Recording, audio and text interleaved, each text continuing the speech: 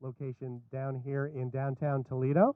I love the fact that art does not always behave, and you just go with it. And so we want to dive into this conversation, and so I want to begin by just mentioning that this program is on the occasion of the RedBall Project here in Toledo. It is occurring in different locations every day. Raise your hands if you've seen the RedBall so far in one of its 3 previous locations. So that's fantastic. That's great. So you are definitely RedBall aficionados. So thank you for coming back, and thank you to those of you who are here today. I want to introduce our panelists, and I'm actually going to let them do that first. Really, the star of this week plus is Kurt Perschke, who is here to my left, and I'm going to have Kurt just mention briefly whatever you'd like to say about himself and about the project coming to Toledo, and then we'll go into our other guest speakers. I know you all are on a lunch hour, so we're going to try to fit this into the remaining time of this 12 o'clock hour. Hi.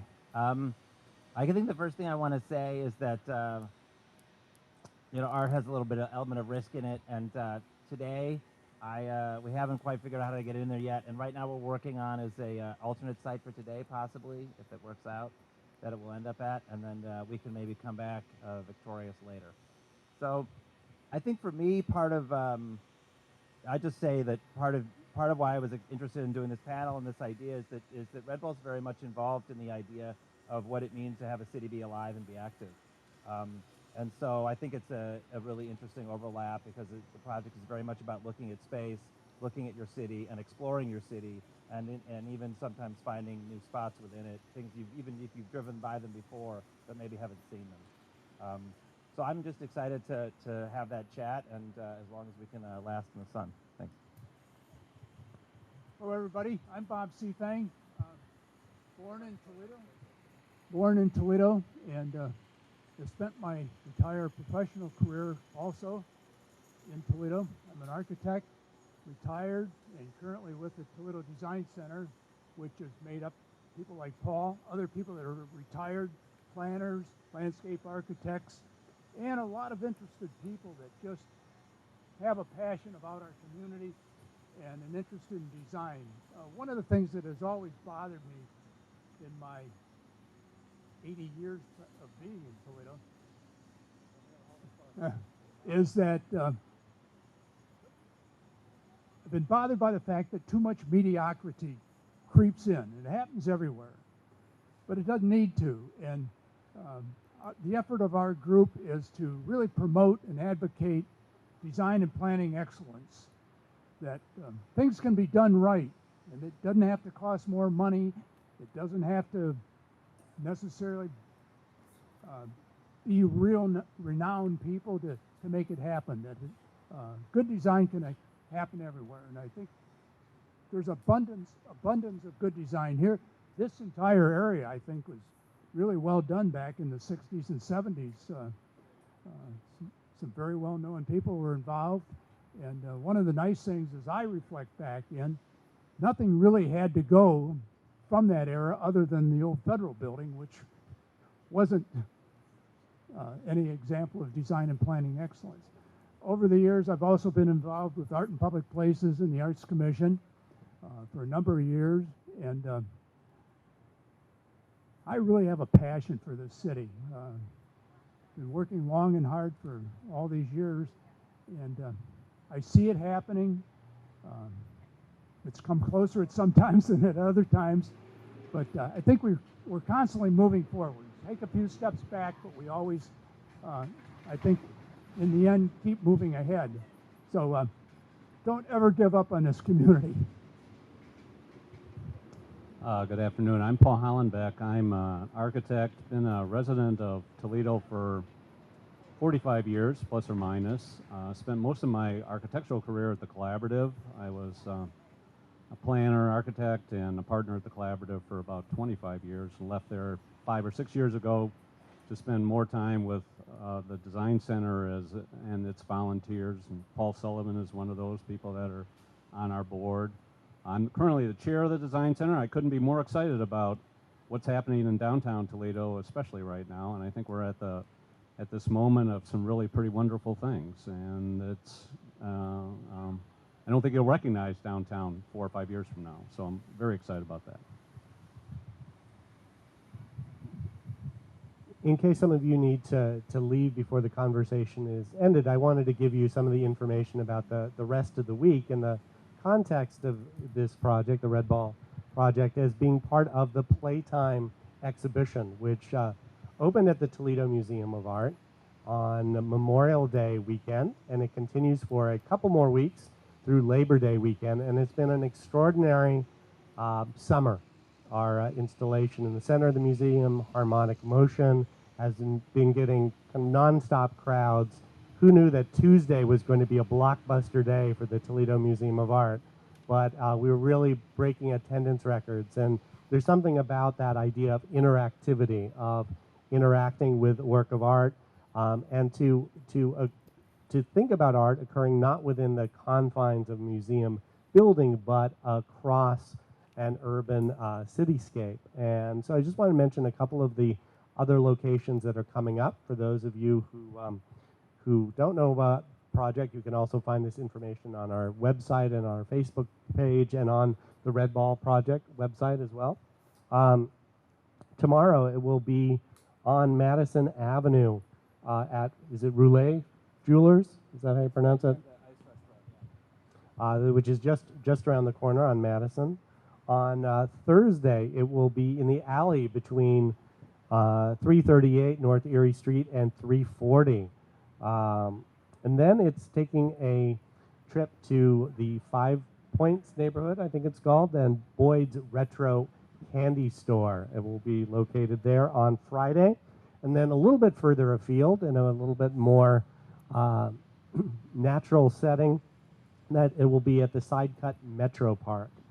And then finally, it'll return to the Toledo Museum of Art on Sunday, August 23rd, where it'll be located outside of the Peristyle, on the terrace in front of the Peristyle, close to Monroe Street.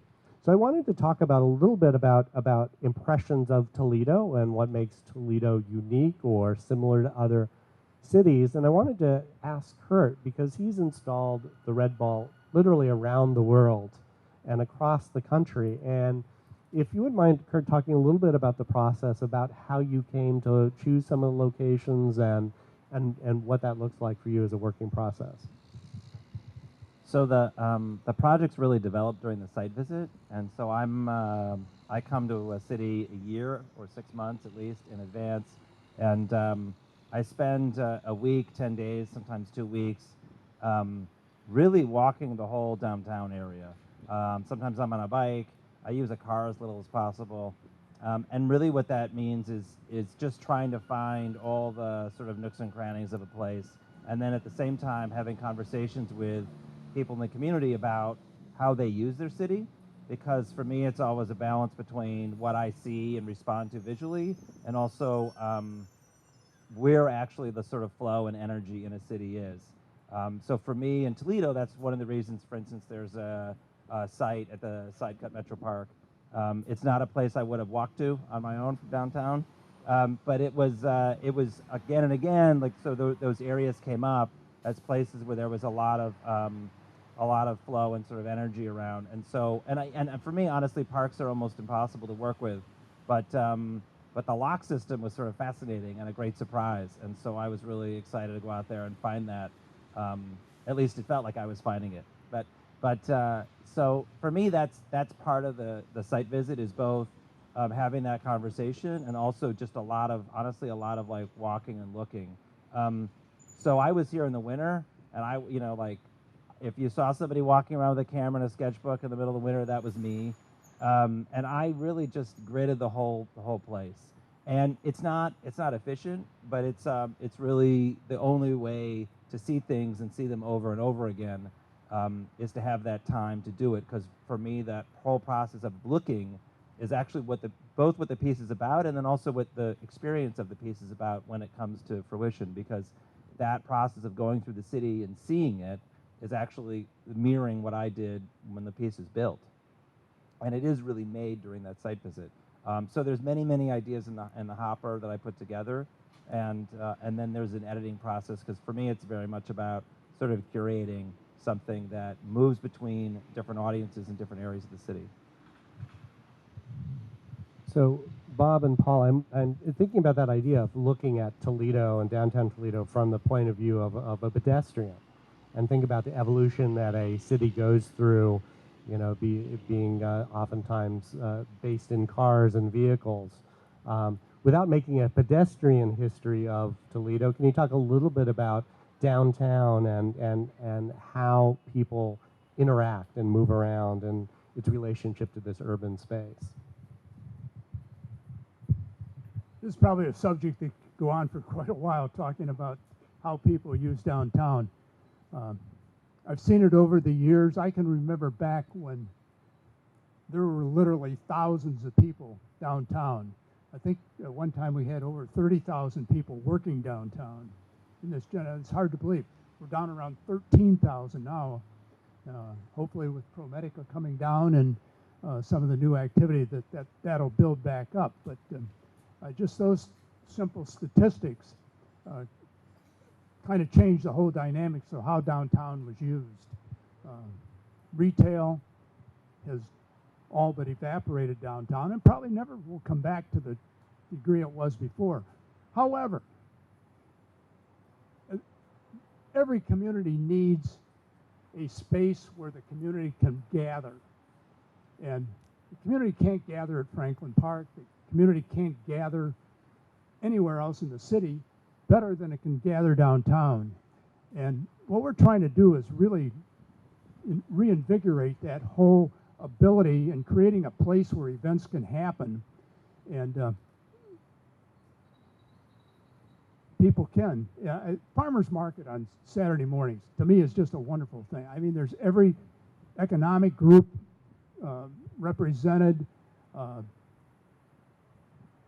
totally integrated, totally inclusive population, and everybody loves that place. And like to see that happen right down in this area and on a regular basis. I see it coming back, but to me, that downtown needs a firm employment base. See that coming back, but people need to want to come down. I always am irritated when somebody says, "I haven't been downtown in 25 years." They have no idea what they've been missing and what's available down here. So I see us continuing on that, and every effort we make downtown, I think, should be made toward the whole notion that more people will enjoy the downtown. One of the things that the Design Center was responsible for, took a leadership role in, was the recent downtown master plan. It was done in 2011, and one of our goals was to create a more walkable and friendly downtown, because quite frankly, we don't have as many people on the streets now as we wish we did. Kurt didn't really answer the other part of the question as to what his impressions of downtown are, but one of the things that we felt was that we're very compact, and that there's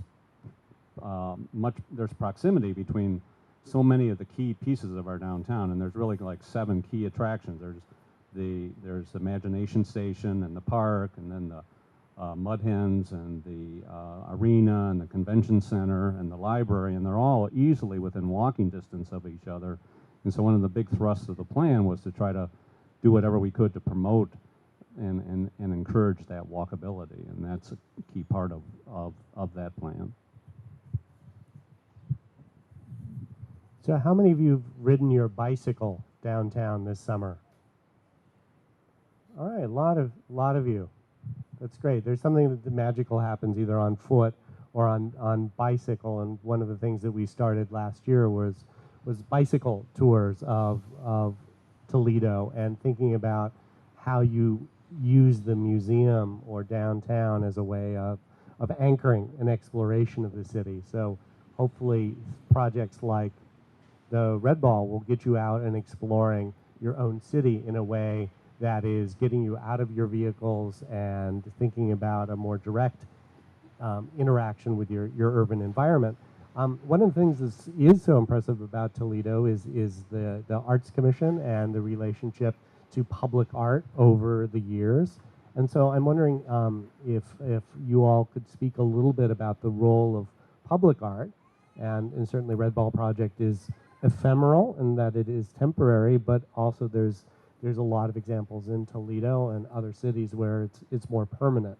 How does that function, and how does that work?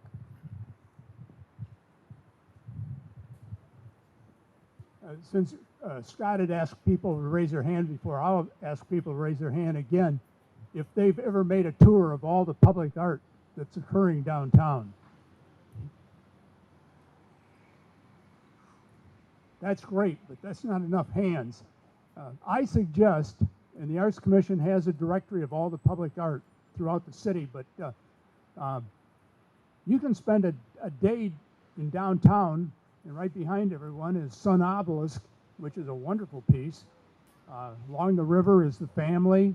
Around Civic Center Mall is a number of outstanding art pieces.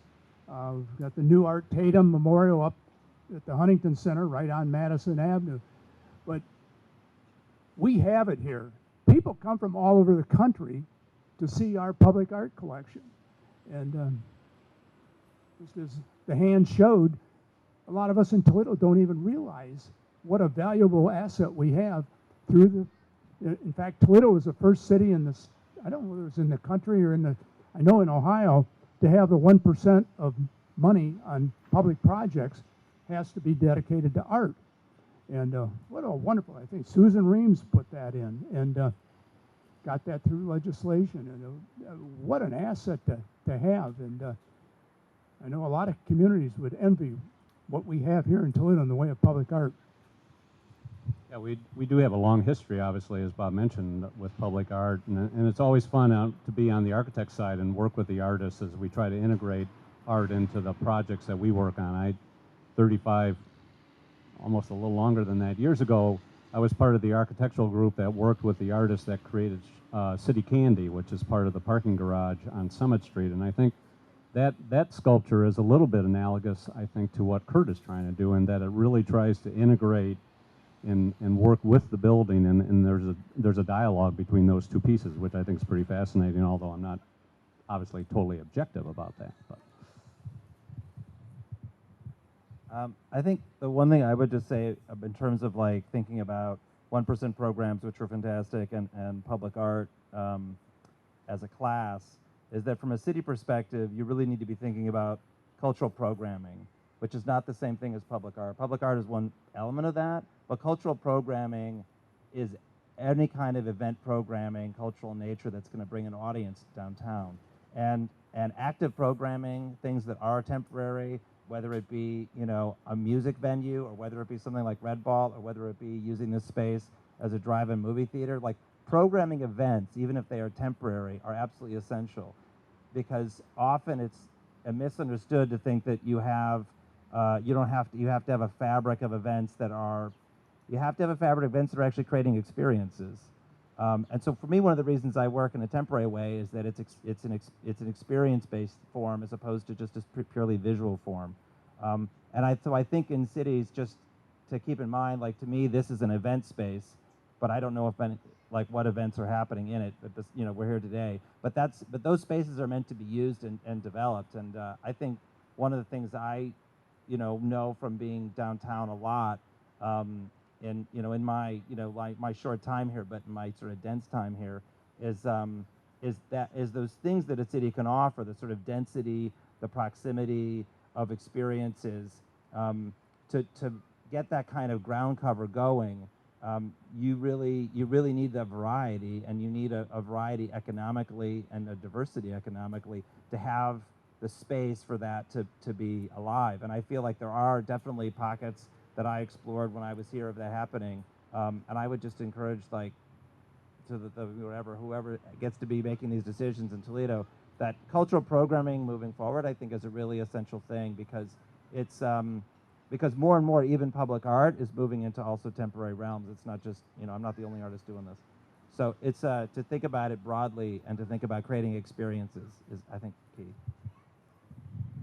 Do you have anything else that you want to add? I'm just thinking about when I think of a ball, I don't think of something static. I think of it moving. I'm guilty. I didn't go to your website, but I'm curious whether you ever have used the red ball in a kinetic way. Like right now I can visualize it floating down the Maumee or running down the grassy slope. Have you ever used it that way? Well, the crew wanted to float it down the Mummy to this morning, so that almost happened. But you know, for me, the kinetic part is the action through the cities, so each day being temporary. It has in various. There was once in Barcelona where we did roll it from one site to the next, but in that day I was doing it totally illegally, so it was a little simpler. Yeah. Want to, for those of you who probably need to go at the end of your lunch hour and get back to work, although why wouldn't you want to spend the rest of your day out here chatting about art? Wanted to open it up to some questions that are out there in your minds that you would like to ask Kurt or our panelists. So any questions or thoughts that you have, things that you want to share?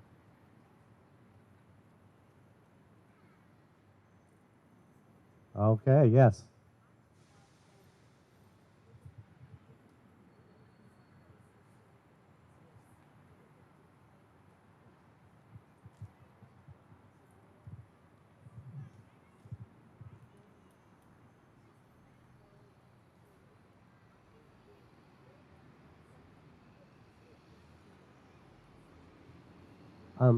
Just to paraphrase the comment, thank you for that. She pointed out that it was so great that the ball appeared in these different locations that helped us see these locations anew, and you referenced the location near the stadium recently. And I think that gets back to what you were saying, Kurt, about the importance of cultural events, is that even with public art and buildings, it's easy to forget that it's there. If you walk by it enough, frequently enough, it kind of blurs, and that if you have the opportunity or the occasion, like RedBall, then you're suddenly seeing a space. It's like doing a project in Detroit, where I was previously. There were some opportunities where people came up to us and said, "Wow, thank you. I've been walking past this particular building for 25 years, and I stopped looking at it, and it's a really beautiful building." So I think there's something to be said about the opportunity to refresh that connection with a place. I think along those lines, as we're discussing this, it's really integrating art with architecture in a different way. You know, like down on South Huron Street or Superior Street on Saturday. That was a new use for an area under a canopy, and this would have been another. This is another use, a window being a place to hold art, and I think it's really an interesting way to doorways become an art gallery. I guess I've never looked at it that way, but it's really an interesting approach that new use for existing spaces.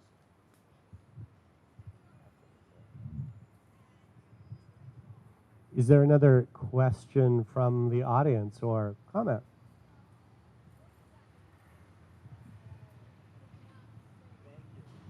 Okay, question about what happened with the ball, why it's not currently in the window. Finally, someone asked. So, you know, the process of installing the piece is sometimes simple and sometimes quite technical. And today, one of the challenges we ran into is we really need a support for the piece on both sides. It's a little tricky. You're actually trying to balance this sort of flexible, movable, squishy thing on an edge and not have it fall one way or the other. And in order to do that, you really need to be able to hold each side up. And while the steam plant is beautiful, the ground on the inside is like this.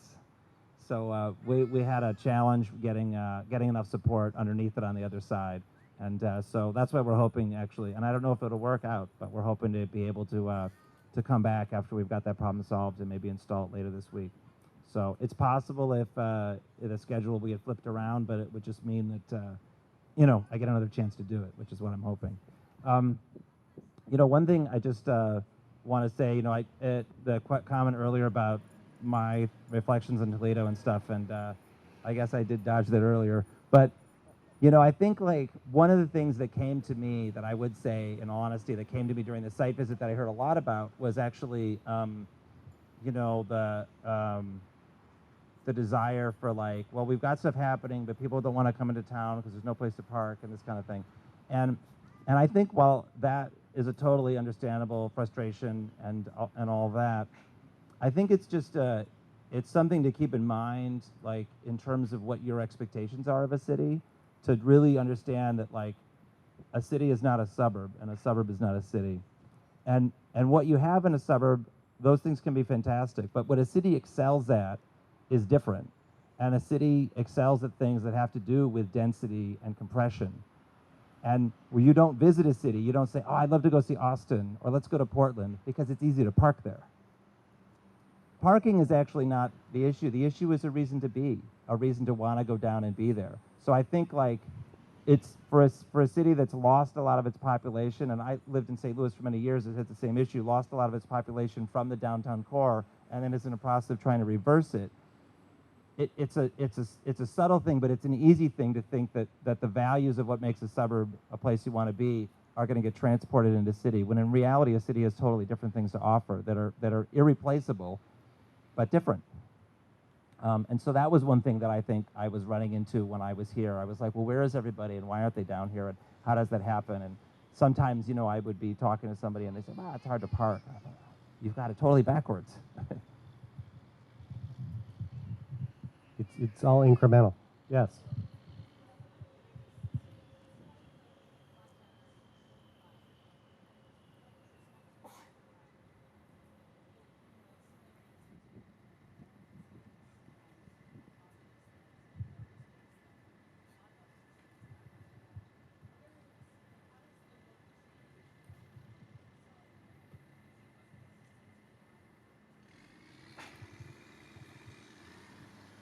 Thank you for that. Just to paraphrase, the question was acknowledging that the RedBall has been installed all around the world, and that Kurt has talked about similarities with American cities.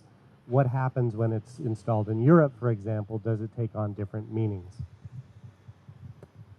I don't know if I would use the word meaning, but the piece is very much creating an experience that is different day to day and even different during the day, you know, depending on the audience, the weather, all those sort of things. And so if I were to speak really broadly, which is sort of dangerous, but in terms of working in Europe versus, say, working in the States, I mean, one of the tricky things, some of the things are environmental, which is just, you know, our cities are built for cars, and often I'm in Europe, I'm working in a city that was built, or at least the core of it was built before automobiles.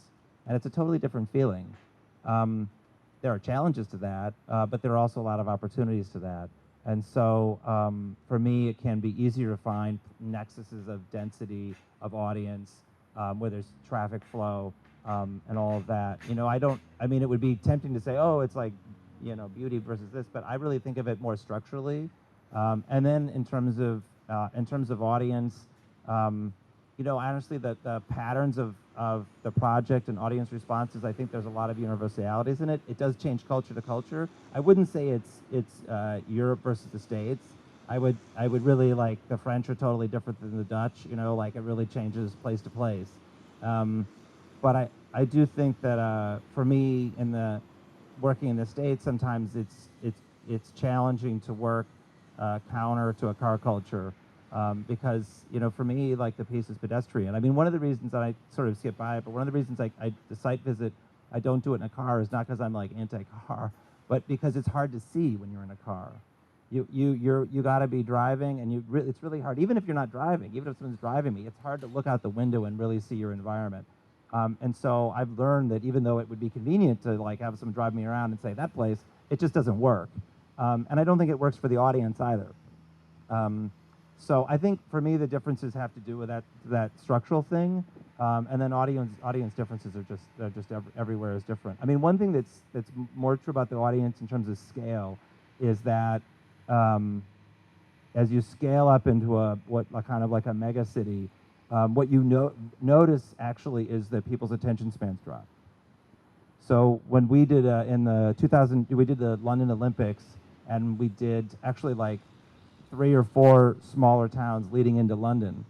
And so, and we were sort of on the Devon coast, and our experience of being in Portsmouth or being in these different cities was really noticeable to when we got into London. And it didn't have to do with the sites, it had to do with the attention span people can give their surroundings once they move into a super dense city like London. And so while you would think like London would be the fantastic city, and Brighton would not be, it doesn't actually work out that way in terms of an audience perspective. Other comments? Yes. I'm sorry, Paul, repeat. Where to today? We're working on it. It's TBD, to be determined. It's an evolving thing. So we'll let you know. Other questions or comments? Yes, sir.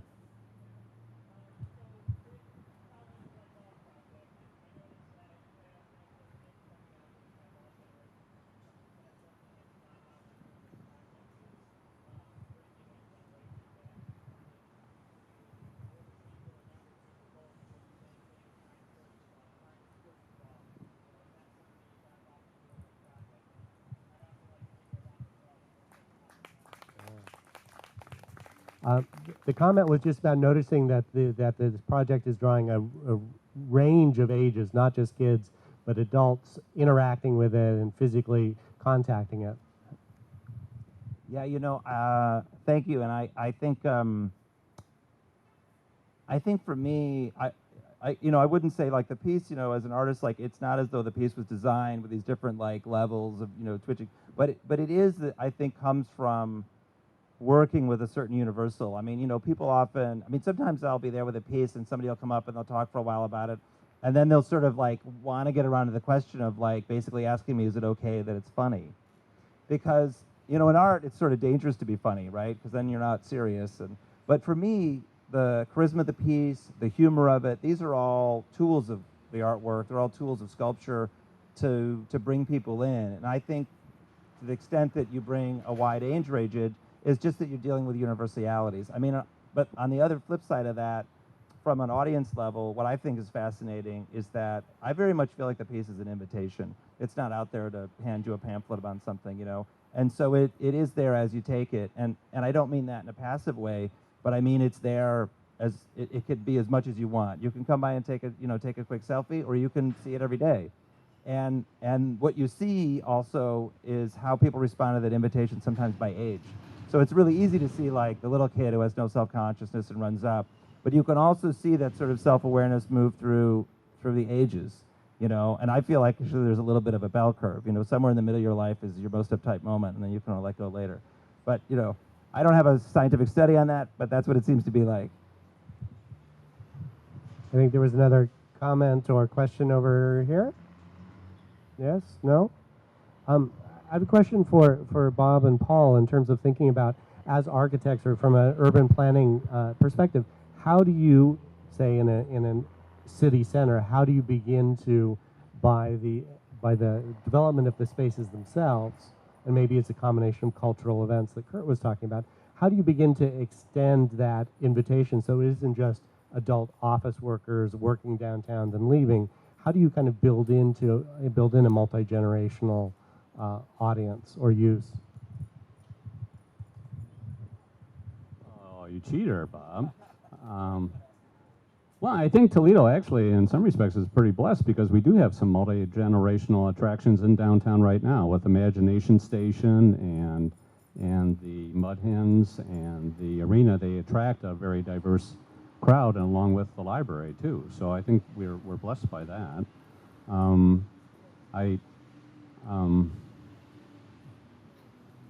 Where we go from there, I'm not so sure. I was struck by a couple comments that you made before about suburbia and urban experiences. And when I think of your RedBall Project, I don't know why I do, but I kind of think of diversity. There's a sort of expression of diversity in it.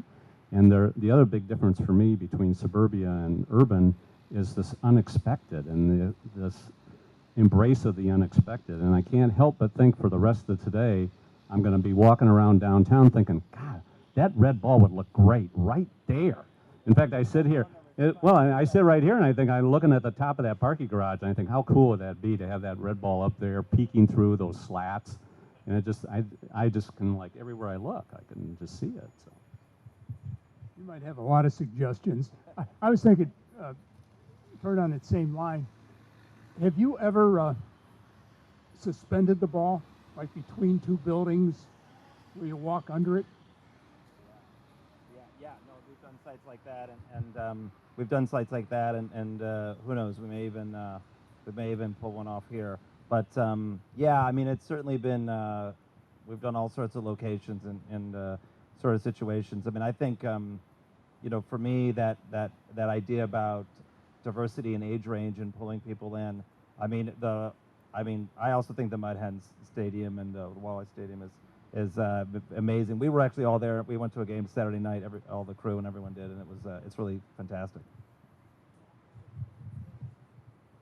So I think we'll wrap up here. We're coming to the end of the noon hour. Any other comments or thoughts on this project? It's been an incredible summer in Toledo at the Toledo Museum of Art.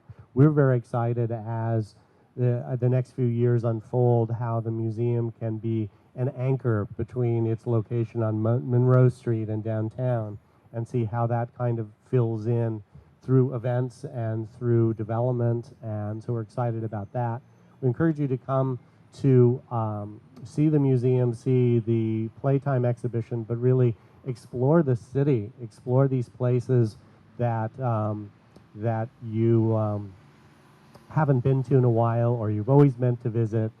Go out and see the world, see it on foot, see it on two wheels, or even if you need to drive, but explore. And I think I may ask the three of you, and Kurt is new in Toledo, but if there's a place you would send someone, say if you brought someone back to Toledo, and for Paul and Bob, what is that kind of hole-in-the-wall place that you would take them to that's always on that itinerary for an out-of-town visitor? And maybe, Kurt, maybe it's someplace else that you would take someone. So we'll end with that. I think one thing that people, friends that come back that have gone for a long time, right across the river.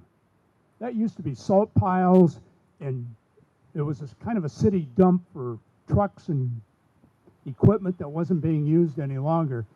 And you know, basically the buildings are still there. They just have new faces and new uses inside. And the volleyball court to the right, or to the right as you look at it, those were just a lot of leftover street lights that new lights had come in, and those were sitting abandoned, were brought back to be used.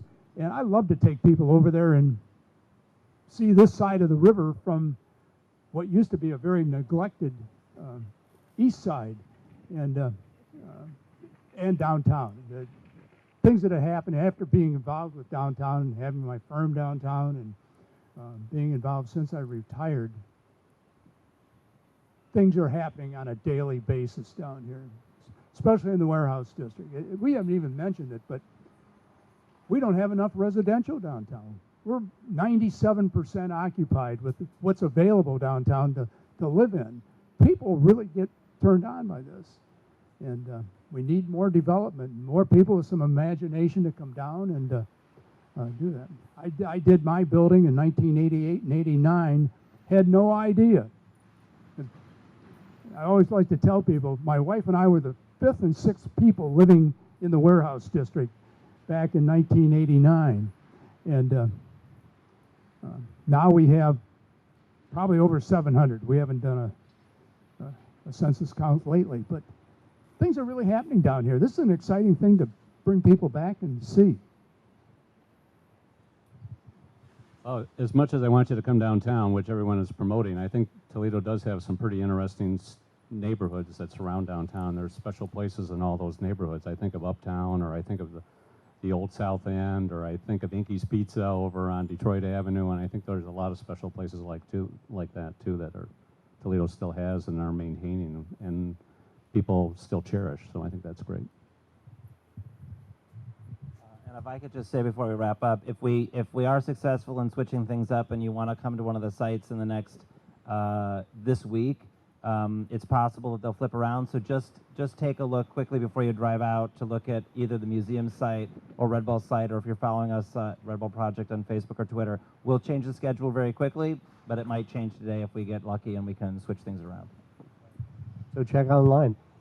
Please give Kurt and Bob and Paul a great round of applause for sitting here in the sun and talking about their projects and their work. Thank you all for being here, and come on up and visit, and we'll see you at the museum.